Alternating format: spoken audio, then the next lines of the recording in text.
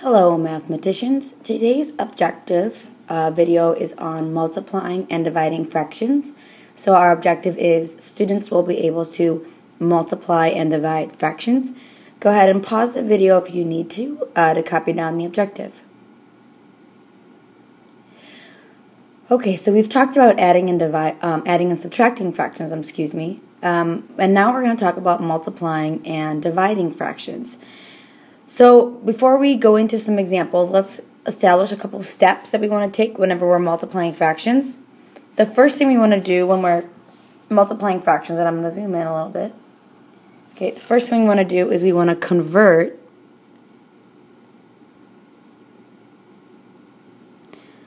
all fractions to proper or improper. Okay, we want to convert all of our fractions to proper or improper. What that means is that if we see a mixed number, we need to convert that to either an improper fraction, right? Any mixed number is going to be converted to an improper fraction. So we don't want to see anything like 2 1/2. Okay, we don't want to see something like that. Okay, we want everything to either be something like 2/3, a proper fraction, or an improper fraction like 5/2, where the numerator is bigger than the denominator. Once everything is in improper fractions, improper or proper fractions, in order to multiply, we're going to multiply the numerators, or the top number. Then we're going to multiply the denominators, or the bottom numbers. So we're going to multiply the numerators, or the top numbers, and then we're going to multiply the denominators, or the bottom numbers. Once we've done that, I'm running out of room, so I'm going to come over to the side here. So find a place that you can write. We have a couple more steps I want us to write. Step 3, once we've done that, step 3, and let's do this so we can clearly see where the directions are.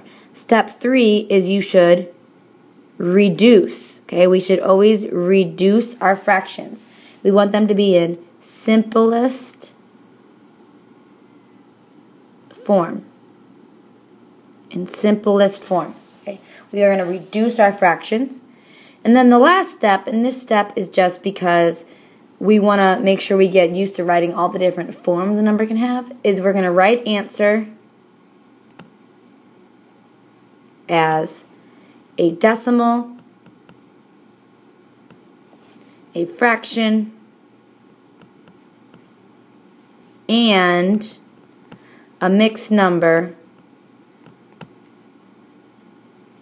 if possible. Because a proper fraction, we can't write that as a mixed number, but an improper fraction we could write as a mixed number. So we're going to write our answer as a decimal, a fraction, and a mixed number if at all possible. Alright, so let's go ahead and let's go into an example. Let's come back to example 1. The first thing I'm going to do is I'm going to look and say, okay, are all of my fractions that I have converted to proper or improper fractions? And I'm looking, and right now I have 2/7, I have 1/3. That means I have no mixed numbers. So to give myself a little bit more space, I'm going to go ahead and rewrite this. 2/7 times 1/3. My next step is to multiply the numerators, or the top numbers. So I'm going to multiply the top. I'm literally going to do 2 times 1, which is 2. And then I'm going to multiply the denominators. 7 times 3, which is 21. So my fraction is 2/21. Now I should figure out if that can be reduced. Step 3 is reduce. So I'm looking at 2 and 21, and I'm asking myself, do they have a greatest common factor that they share? Is there a number that these two numbers share? And 2 and 21, I'm thinking, take a moment to think on your own. Do those share a common denominator? Common factor? The answer is no, they don't. So our answer is going to stay 2/21. And I want to also change that into a decimal. And we can use our calculator like that. Okay, and I get 0.095. And I'm going to stop at the thousands place. So my answer is 2 over 21, or 0.095. Alright, let's do another example. Let's look at example 2. So my first step is I'm going to make sure that all my fractions are either proper or improper. So I'm looking and I have 7 over 3. That's an improper fraction, so that's okay. And I have 1 over 11. That's a proper fraction, so that's okay. I'm going to multiply these two fractions. And I'm going to multiply the numerators. 7 times 1 is 7. I'm going to multiply the denominators. 3 times 11 is 33. My third step is I want to see, can I reduce? So I'm going to think, okay, 7 over 33. Does 7 and 33 share any common factors that I could reduce? Take a minute to think about that. Okay, nope, they don't have any common factors, so my answer is going to stay 7 over 33. And I want to also change that into a decimal, so I'm going to go ahead and use my calculator that. And I get 0.21, and if you notice on your calculator, the 21 is repeating over and over, so we want to write the repeating bar on the top of the 21.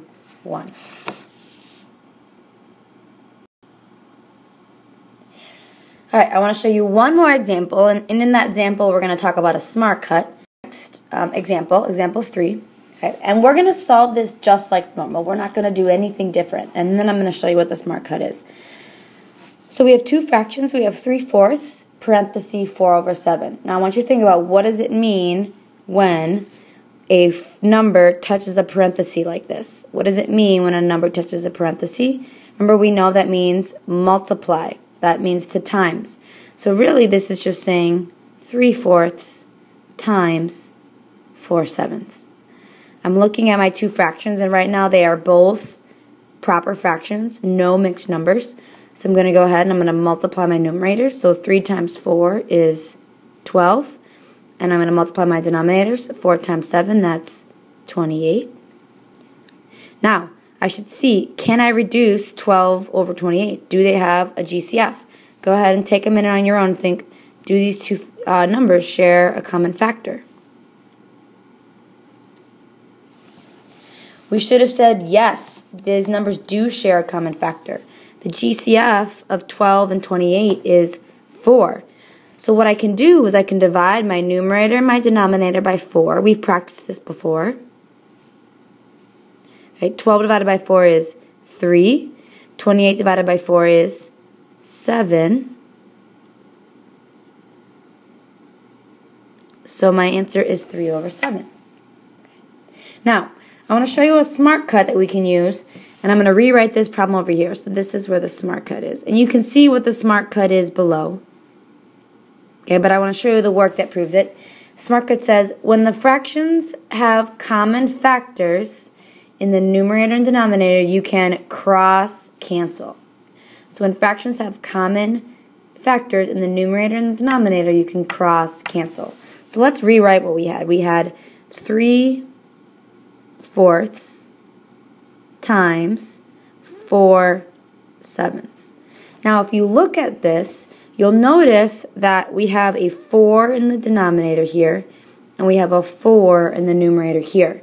That's what it means by having common factors in the numerator and the denominator. The numerator of the second fraction has a 4. The denominator of the first fraction has 4. When that happens, what we can do is cross cancel, meaning we can cross out those 4s. And our answer of what 3 over 4 times 4 over 7 is we'll get 3 over 7. We just rewrite the fraction with the numerator from one fraction and the denominator from the other fraction. Now this only works when you're multiplying. It would not work if there was an equal sign in between. And it only works when the numerator and the denominator of the two fractions have the same number.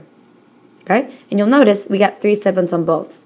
So just to make sure we write our number also as a decimal, our answer is going to be 3/7. And then as a decimal, let's go ahead and use our calculators. We would have gotten 0.425.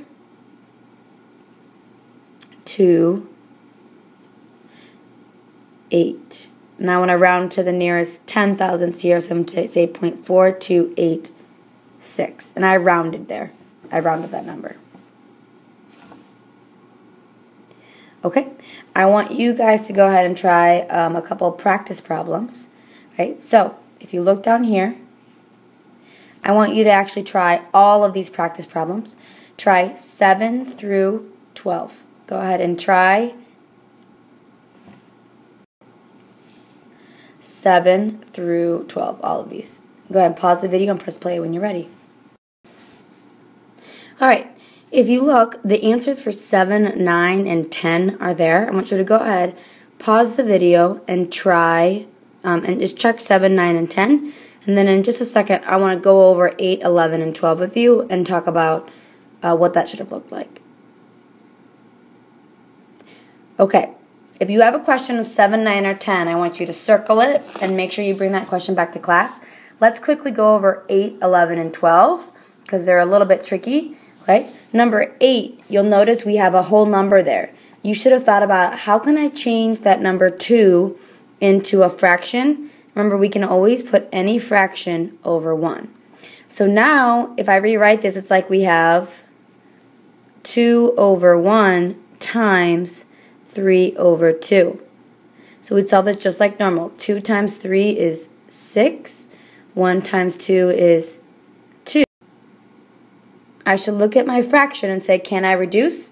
Well, 6 over 2, they both share a common factor of 2. So if I divide the top and the bottom by 2, I get 3 over 1, which is the same as 3. So our answer to number 8 should have been 3. Okay, let's look at number 11. Alright, number 11, this was the first time you had a mixed number. So I want to walk you through what you should have done to convert that mixed number into an improper fraction. Remember, we multiplied the whole number times the denominator. So the first thing I should have done is 4 times 9, which gives me 36. And then I'm going to add to 36 the 8. And 36 plus 8 gives me 44. So this as an improper fraction would have been 44 over my original denominator, 9. Okay, we're multiplying this by 2. Again, that's a whole number. Let's put that over 1. So 2 over 1. I'm going to multiply my numerators. 44 times 2 is 88. 9 times 1 is 9. I want to think, do 88 and 9 share a common factor that we can use to reduce it? The answer is no, they don't. So my answer is 88 over 9. And then let's figure out what is that as a mixed number. Okay, as a mixed number, that's going to be 9 and 7 ninths. And as a decimal, that's going to be 9.7 repeating.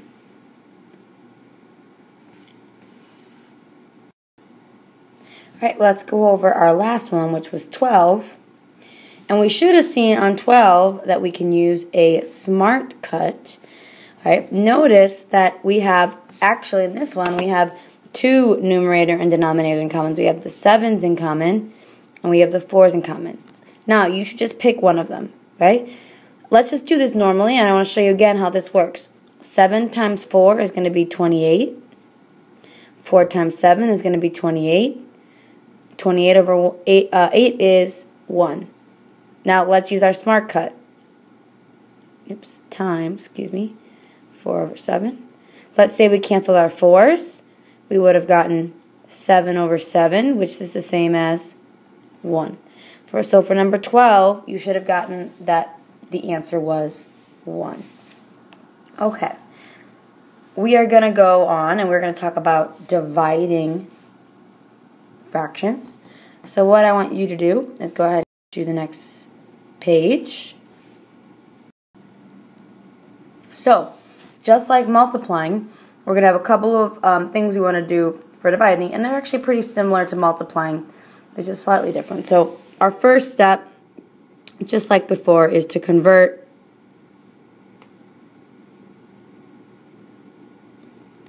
all too improper or proper. Okay, that's just like our first step. Now our second step is a step that's going to be different. Okay, our second step is that we want to multiply by the reciprocal. We'll talk about what that means in a second. We want to multiply by the reciprocal. All right. And then the rest of our steps are going to be the same. Third step is that we should reduce. Fourth step is that we should write as a decimal fraction and a mixed number, if possible. Now, before we start talking about the reciprocal, I want you to think back. We've talked about the reciprocal before. What is the reciprocal? Kind of try to brainstorm that in your head. What is the reciprocal? All right, we should have remembered that the reciprocal is when we flip a fraction. So our reciprocal is our flipped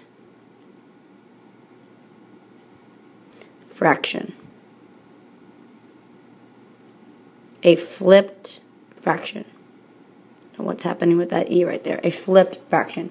So for example, if you have 1/3, the reciprocal of 1/3 is 3/1. We flip the fraction.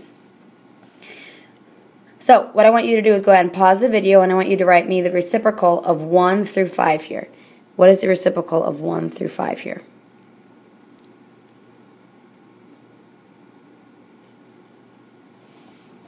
Okay, we should have gotten that the reciprocal of 1, we should have had 8/3 here. Remember, it's a whole number. We can put a whole number over 1, so that would have been the reciprocal of 6/1 was 1/6. Our reciprocal of 1/3 was 3/1. Our reciprocal of 4/5 is 5/4.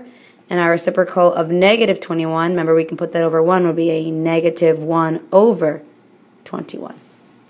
Now, we are going to use the reciprocal to divide fractions. So let's go ahead down here where it says divide fractions, and let's get into what that's going to look like. Example 1 says, what is the quotient of 1/3 and 1/2? Now, we've seen that word a lot before, quotient. We know that word means to divide. So I'm going to divide 1/3 and 1/2. So I'm going to go ahead and I'm going to write that out for myself. 1/3 divided by 1/2. Now, let's check to make sure our numbers are all either proper or improper, and we have 1/3 and 1/2. Yes, they are. Dividing is the same as multiplying by the reciprocal. So think, when we are dividing, we're going to multiply by the reciprocal. So I like to think of this as something called copy dot flip. Right? You can think multiplying by the reciprocal or copy dot flip. What I'm going to do is I'm going to copy my first number. So I'm going to bring down 1/3. I'm going to change my division sign to multiplication. That's the dot. And then I'm going to multiply by the reciprocal of 1/2. So thinking, okay, what is the reciprocal of this number right here, 1/2? That would be 2/1. So I'm going to multiply by 2/1. Now we have a multiplication problem, and we know how to do that. We're going to multiply our numerators, so 1 times 2 is 2. We're going to multiply our denominators, so 3 times 1 is 3. So our answer is 2/3. Right? Notice, dividing by 1/2 or multiplying by the reciprocal. Dividing is the same as multiplying by the reciprocal. Right, now we need to change our answer into a decimal, get into that habit. So 2/3 as a decimal is going to give me 0.6 repeating. So our answer is either 2/3 or 0.6 repeating. Okay, let's try example number 2. I'm looking at example number 2 and I'm saying, oh, I see mixed numbers there. So the first thing I'm going to have to do is I'm going to have to change my mixed numbers into improper fractions. I want you to go ahead and pause the video, and I want you to change those two numbers into improper fractions.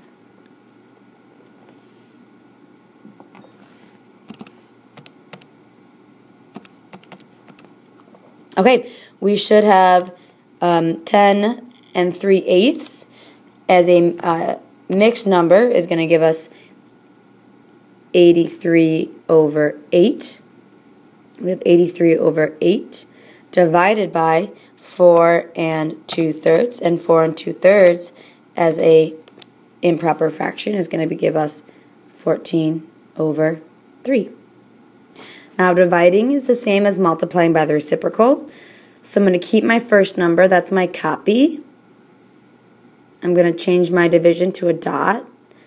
And I'm going to flip my second fraction. 14/3 is going to become 3/14.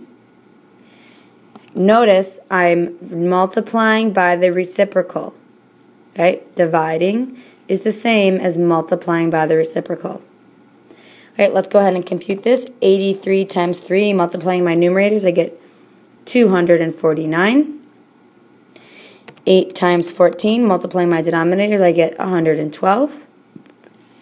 I need to see, can I reduce 249 over 112? Do they share a common denominator?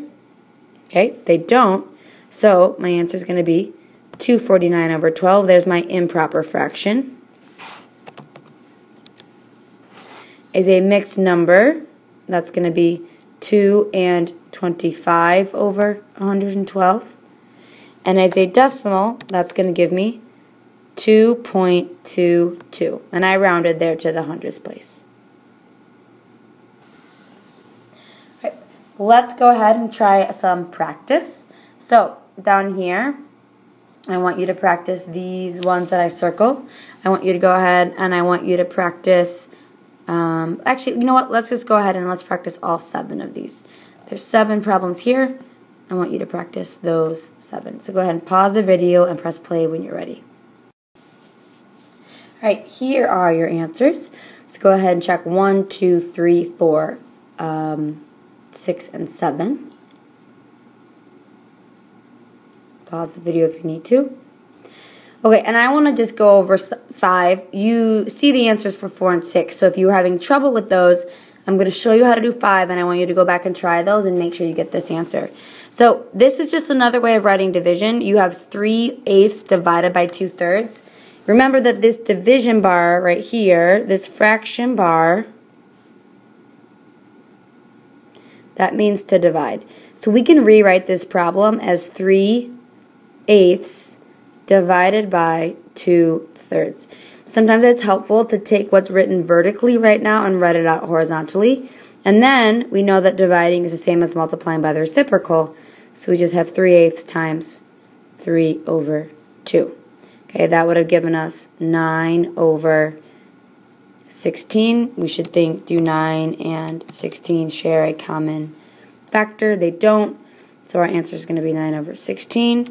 And as a decimal, that is 0.5625. Alright, that's the end of video 111B. Be sure to write down any questions that you might have or things that you are unsure about and get ready to come to class to practice.